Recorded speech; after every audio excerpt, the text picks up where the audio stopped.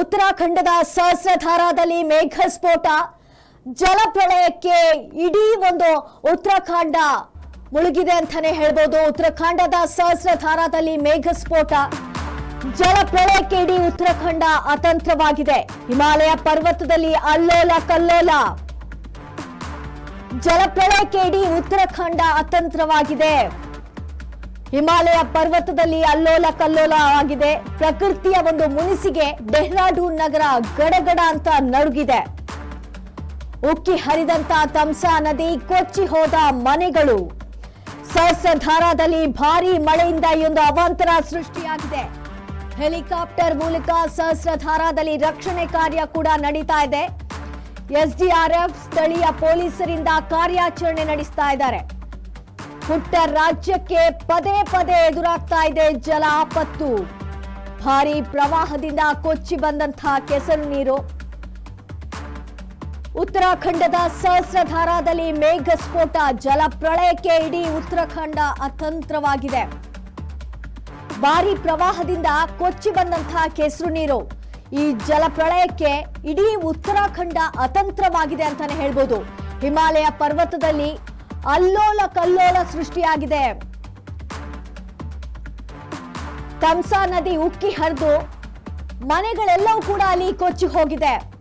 ನೀವೀಗ ದೃಶ್ಯಗಳಲ್ಲಿ ಗಮನಿಸ್ತಾ ಇರ್ಬೋದು ಯಾವ ರೀತಿಯಾಗಿ ನೀರು ಹರಿತಾ ಇದೆ ಅಂತ. ಉಕ್ಕಿ ಹರಿತಾ ಇರುವಂತಹ ಒಂದು ದೃಶ್ಯವನ್ನ ಕೂಡ ಗಮನಿಸ್ತಾ ಇರ್ಬೋದು. ಅಲ್ಲೇ ಅಕ್ಕಪಕ್ಕದ ಮನೆಗಳೆಲ್ಲವೂ ಕೂಡ ಕೊಚ್ಚಿ ಹೋಗಿದೆ. ಸಹಸ್ರಧಾರಾದಲ್ಲಿ ಭಾರೀ ಮಳೆಯಿಂದಾಗಿ ಒಂದು ಅವಾಂತರ ಸೃಷ್ಟಿಯಾಗಿದೆ. ಹೆಲಿಕಾಪ್ಟರ್ ಮೂಲಕ ಸಹಸ್ರಧಾರಾದಲ್ಲಿ ರಕ್ಷಣೆಯ ಒಂದು ಕಾರ್ಯಾಚರಣೆ ಕೂಡ ಆಗ್ತಾ ಇದೆ. ಸಾಕಷ್ಟು ಜನ ಅಲ್ಲಿ ನೆಲೆಸಿದ್ದಾರೆ. ಅವರೆಲ್ಲರನ್ನ ಕೂಡ ರಕ್ಷಣೆಯನ್ನ ಕೂಡ ಮಾಡಲಾಗ್ತಾ ಇದೆ. ಎಸ್ಡಿಆರ್ಎಫ್ ಹಾಗೆ ಸ್ಥಳೀಯ ಪೊಲೀಸರಿಂದ ಈ ಒಂದು ಕಾರ್ಯಾಚರಣೆ ನಡೀತಾ ಇರುವಂತದ್ದು. ಈ ಒಂದು ಪುಟ್ಟ ರಾಜ್ಯಕ್ಕೆ ಪದೇ ಪದೇ ಜಲ ಆಪತ್ತು ಎದುರಾಗ್ತಾನೆ ಇದೆ. ಕಳೆದ ಬಾರಿ ಕೂಡ ಇಂಥ ಒಂದು ಆಪತ್ತು ಎದುರಾಗಿತ್ತು. ಹಾಗೆ ಈ ಬಾರಿ ಕೂಡ ಈ ಒಂದು ಜಲ ಆಪತ್ತು ಎದುರಾಗಿದೆ.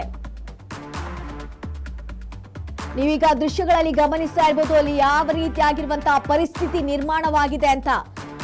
ಉತ್ತರಾಖಂಡದ ಸಹಸ್ರಧಾರಾದಲ್ಲಿ ಮೇಘಸ್ಫೋಟ, ಇದರಿಂದಾಗಿ ಉತ್ತರಾಖಂಡ ಅತಂತ್ರವಾಗಿರುವಂತದ್ದನ್ನ ನೀವೀಗ ಗಮನಿಸ್ತಾ ಇರ್ಬೋದು ದೃಶ್ಯದಲ್ಲಿ.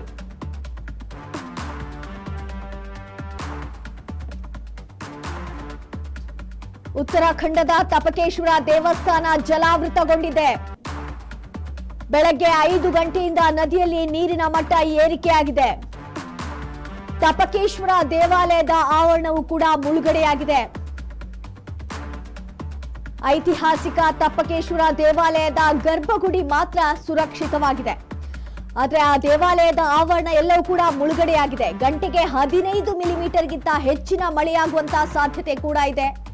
ಹಾಗೆ ಗಂಟೆಗೆ 87 ಕಿಲೋಮೀಟರ್ ವೇಗದಲ್ಲಿ ಗಾಳಿ ಬೀಸುವಂತಹ ಮುನ್ಸೂಚನೆ ಕೂಡ ಇದೆ. ಭಾರತೀಯ ಹವಾಮಾನ ಇಲಾಖೆಯಿಂದ ರೆಡ್ ಅಲರ್ಟ್ ಅನ್ನ ಕೂಡ ಘೋಷಣೆ ಮಾಡಲಾಗಿದೆ.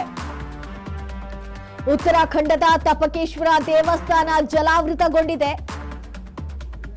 ಬೆಳಗ್ಗೆ 5 ಗಂಟೆಯಿಂದ ನದಿಯಲ್ಲಿ ನೀರಿನ ಮಟ್ಟ ಏರಿಕೆ ಆಗ್ತಾನೆ ಇದೆ. ಬೆಳಗ್ಗೆ 5 ಗಂಟೆಯಿಂದ ನದಿಯಲ್ಲಿ ನೀರಿನ ಮಟ್ಟ ಏರಿಕೆಯಾದಂತಹ ಹಿನ್ನೆಲೆಯಲ್ಲಿ ತಪಕೇಶ್ವರ ದೇವಾಲಯದ ಆವರಣ ಸಂಪೂರ್ಣವಾಗಿ ಮುಳುಗಡೆಯಾಗಿದೆ. ಆದ್ರೆ ತಪಕೇಶ್ವರ ದೇವಾಲಯದ ಗರ್ಭಗುಡಿ ಮಾತ್ರ ಸುರಕ್ಷಿತವಾಗಿದೆ. ಉತ್ತರಾಖಂಡ ಕಂಪ್ಲೀಟ್ ಆಗಿ ಅತಂತ್ರವಾಗಿದೆ ಅಂತಾನೆ ಹೇಳ್ಬೋದು. ಅಲ್ಲಿ ತಮ್ಸಾ ನದಿ ಉಕ್ಕಿ ಹರಿದಿದೆ.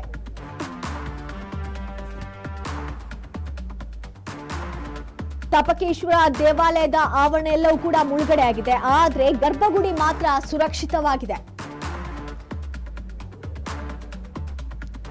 ಸಹಸ್ರಧಾರಾದಲ್ಲಿ ಭಾರೀ ಮಳೆಯಿಂದಾಗಿ ಒಂದು ಅವಾಂತರ ಸೃಷ್ಟಿಯಾಗಿರುವಂತದ್ದು. ಅಲ್ಲಿ ಅಕ್ಕಪಕ್ಕದ ಒಂದು ಮನೆಗಳು ಕೂಡ ಕೊಚ್ಚಿ ಹೋಗಿದೆ. ಅಲ್ಲಿನ ಸ್ಥಿತಿ ಅಂತೂ ಅತಂತ್ರವಾಗಿದೆ ಅಂತಾನೆ ಹೇಳ್ಬೋದು.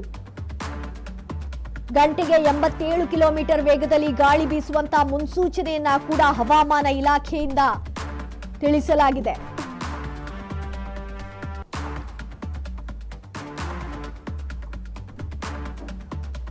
ಈ ಒಂದು ಜಲಪ್ರಳಯಕ್ಕೆ ಇಡೀ ಉತ್ತರಾಖಂಡ ಅತಂತ್ರವಾಗಿರುವಂತದ್ದನ್ನ ನೀವು ನೋಡ್ತಾ ಇರಬಹುದು. ಐತಿಹಾಸಿಕ ಒಂದು ಹಿನ್ನೆಲೆ ಇರುವಂತಹ ತಪಕೇಶ್ವರ ದೇವಾಲಯದ ಆವರಣ ಮುಳುಗಡೆಯಾಗಿದೆ.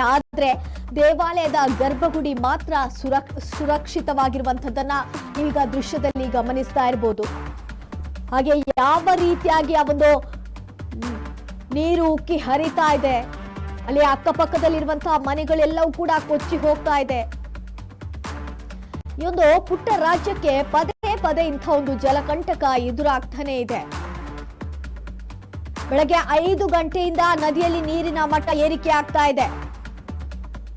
ಗಂಟೆಗೆ 15 ಮಿಲಿಮೀಟರ್ಗಿಂತ ಹೆಚ್ಚಿನ ಮಳೆಯಾಗುವಂತಹ ಸಾಧ್ಯತೆ ಕೂಡ ಇದೆ. ಹಾಗೆ ಗಾಳಿ ಬೀಸುವಂತ ಅಂದ್ರೆ ಗಂಟೆಗೆ 87 ಕಿಲೋಮೀಟರ್ ವೇಗದಲ್ಲಿ ಗಾಳಿ ಬೀಸುವಂತಹ ಮುನ್ಸೂಚನೆಯನ್ನ ಕೂಡ ಭಾರತೀಯ ಹವಾಮಾನ ಇಲಾಖೆಯಿಂದ ನೀಡಲಾಗಿದೆ. ಉತ್ತರಾಖಂಡದ ತಪಕೇಶ್ವರ ದೇವಸ್ಥಾನ ಕಂಪ್ಲೀಟ್ ಆಗಿ ಜಲಾವೃತಗೊಂಡಿದೆ. ಈ ಒಂದು ಜಲ ಪ್ರಳಯಕ್ಕೆ ಇಡೀ ಉತ್ತರಾಖಂಡ ಅತಂತ್ರವಾಗಿದೆ.